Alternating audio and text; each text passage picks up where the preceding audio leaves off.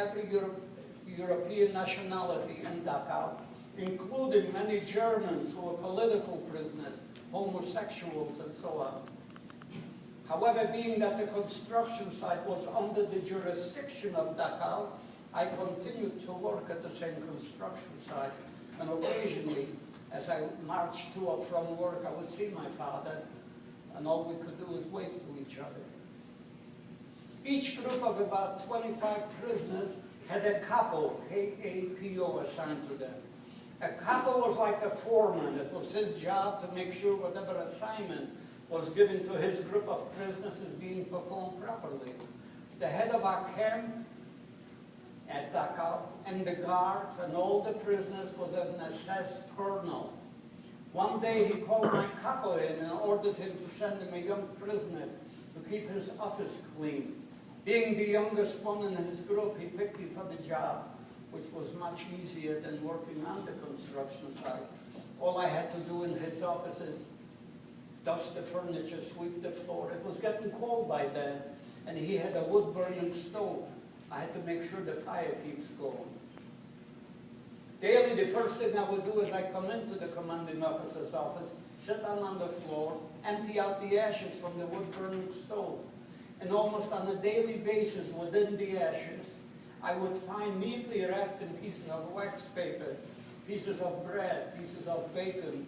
The colonel would throw in for me to find, or else he would have thrown it into the garbage. It's something that helped to survive.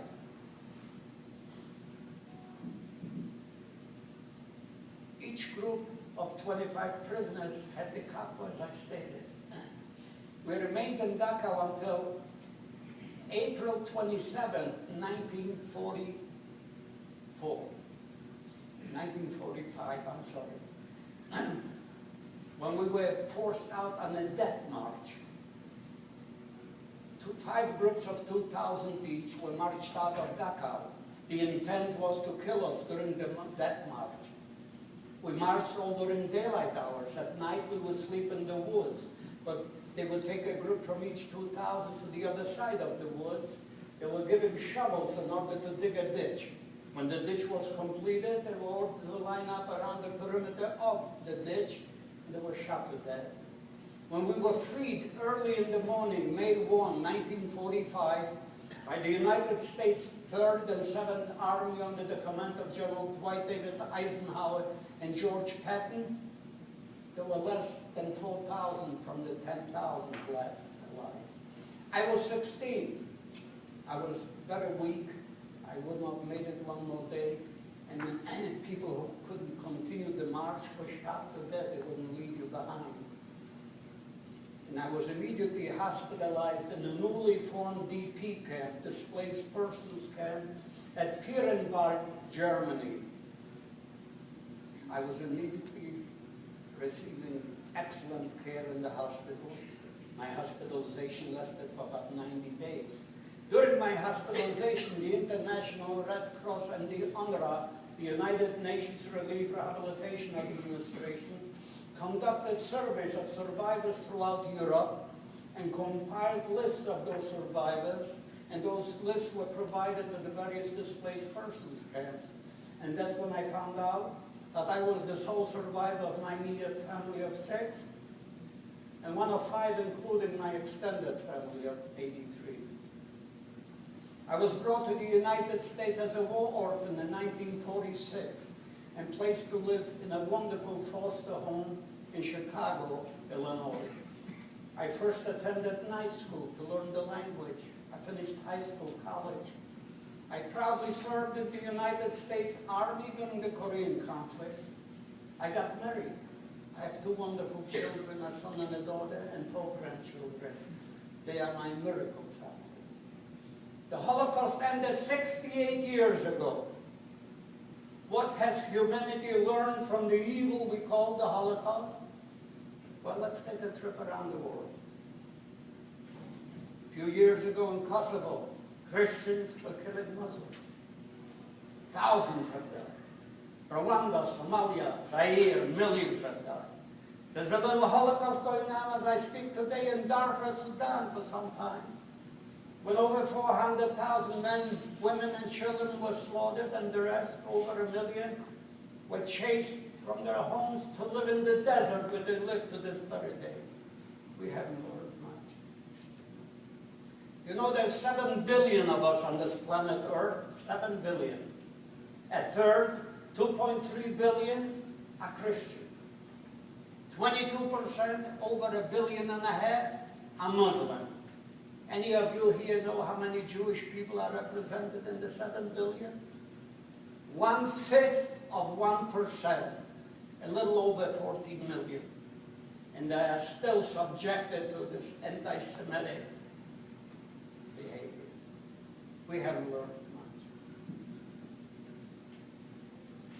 In the United States, we number around 311 million, represented by every nation, every color, every religion. It's a diversity we ought to be very proud of. But within this diversity, we have also hate groups who are ready and willing to tear this great nation apart. Hate groups like the Ku Klux Klan, the Aryan Nation, the Nation of Islam, and others. What is the answer? How can we get along well?